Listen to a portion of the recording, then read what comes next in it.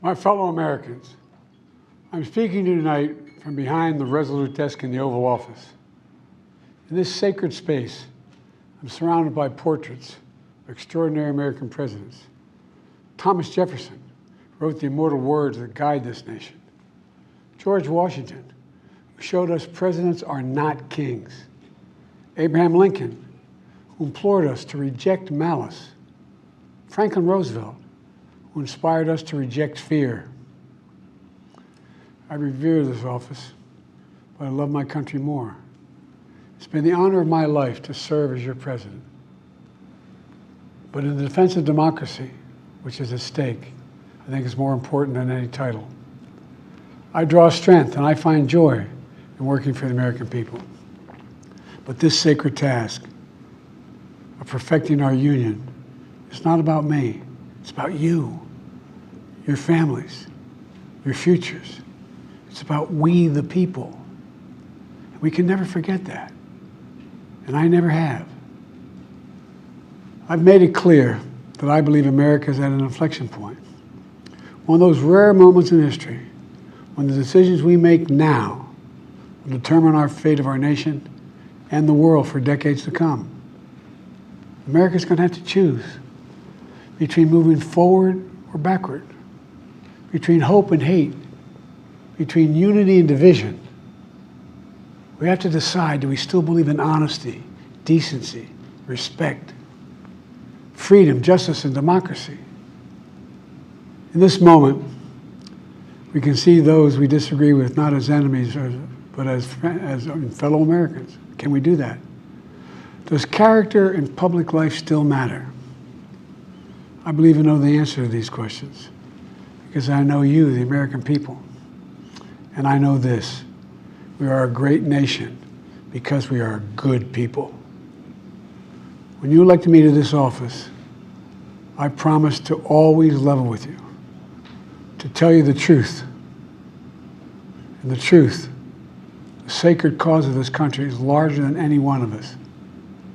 And those of us who cherish that cause, cherish it so much, a cause of American democracy itself, must unite to protect it. You know, in recent weeks, it's become clear to me that I need to unite my party in this critical endeavor. I believe my record as president, my leadership in the world, my vision for America's future, all merited a second term. But nothing can come in the way of saving our democracy. That includes personal ambition. So I've decided the best way forward is to pass the torch to a new generation. That's the best way to unite our nation. You know, there is a time and a place for long years of experience in public life. There's also a time and a place for new voices, fresh voices, yes, younger voices. And that time and place is now. Over the next 6 months, I'll be focused on doing my job as president. That means I'll continue to lower costs for hardworking families, grow our economy. I'll keep defending our personal freedoms and our civil rights, from the right to vote to the right to choose. I'll keep calling out hate and extremism. Make it clear there is no place in America for political violence or any violence ever, period. I'm going to keep speaking out to protect our kids from gun violence, our planet from climate crisis that is the existential threat. And I will keep fighting for my cancer moonshot so we can end cancer as we know it, because we can do it. And I'm going to call for Supreme Court reform because this is critical to our democracy, Supreme Court reform. You know, I will keep working to ensure America remains strong and secure and the leader of the free world. I'm the first president in this century to report to the American people that the United States is not at war anywhere in the world. We'll keep rallying a coalition of proud nations to stop Putin from taking over Ukraine and doing more damage. We'll keep NATO stronger, and I'll make it more powerful and more united than any time in all of our history. I'll keep doing the same for our allies in the Pacific. You know, when I came to office, the conventional wisdom was that China would inevitably surpass the United States. That's not the case anymore. And I'm going to keep working to end the war in Gaza, bring home all the hostages, and bring peace and security to the Middle East and end this war. We're also working around the clock to bring home Americans being unjustly detained all around the world.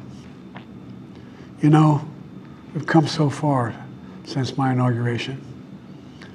On that day, I told you, as I stood in that winter, we stood in a winter of peril and a winter of possibilities. Peril and possibilities. We were in the grip of the worst pandemic in a century. The worst economic crisis since the Great Depression. The worst attack on our democracy since the Civil War. But we came together as Americans, and we got through it. We emerged stronger, more prosperous, and more secure. Today we have the strongest economy in the world, creating nearly 16 million new jobs, a record. Wages are up. Inflation continues to come down. The racial wealth gap is the lowest it's been in 20 years. We're literally rebuilding our entire nation, urban, suburban, rural, and tribal communities. Manufacturing has come back to America. We're leading the world again in chips and science and innovation. We finally beat Big Pharma after all these years to lower the cost of prescription drugs for seniors. And I'm going to keep fighting to make sure we lower the cost for everyone, not just seniors. More people have health care today in America than ever before. And I signed one of the most significant laws helping millions of veterans and their families who were exposed to toxic materials. You know, most significant climate law ever in the history of the world. The first major gun safety law in 30 years. And today, the violent crime rate is at a 50-year low. We're also securing our border. Border crossings are lower today than when the previous administration left office. I've kept my commitment to appoint the first black woman to the Supreme Court of the United States of America. I also kept my commitment to have an administration that looks like America and be a president for all Americans. That's what I've done. I ran for president 4 years ago because I believed and still do that the soul of America was at stake. The very nature of who we are was at stake. And that's still the case. America's an idea stronger than any army, bigger than any ocean, more powerful than any dictator or tyrant. It's the most powerful idea in the history of the world. That idea is that we hold these truths to be self-evident. We're all created equal, endowed by our Creator with certain inalienable rights: life, liberty, pursuit of happiness. We've never fully lived up to it, to this sacred idea, but we've never walked away from it either. And I do not believe the American people will walk away from it now. In just a few months, the American people will choose the course of America's future. I made my choice. I've made my views known. I would like to thank our great Vice President, Kamala Harris. She's experienced, she's tough, she's capable. She's been an incredible partner to me and a leader for our country. Now the choice is up to you, the American people. When you make that choice, remember the words of Benjamin Franklin hanging on my wall here in the Oval Office, alongside the busts of Dr. King and Rosa Parks and Cesar Chavez. When Ben Franklin was asked, as he emerged from the convention going on, whether the founders have given America a monarchy or republic, Franklin's response was, a republic, if you can keep it. A republic, if you can keep it. Whether we keep our republic is now in your hands. My fellow Americans, it's been the privilege of my life to serve this nation for over 50 years.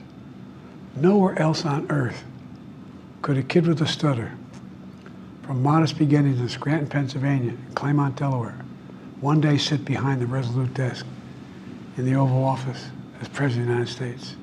But here I am. That's what's so special about America. We're a nation of promise and possibilities, of dreamers and doers, of ordinary Americans doing extraordinary things. I've given my heart and my soul to our nation, like so many others. I've been blessed a million times in return with the love and support of the American people.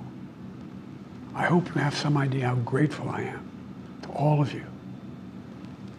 The great thing about America is here, kings and dictators do not rule, the people do. History is in your hands. The power is in your hands. The idea of America lies in your hands. You just have to keep faith, keep the faith, and remember who we are.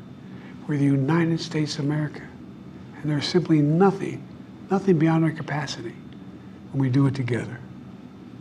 So let's act together, preserve our democracy.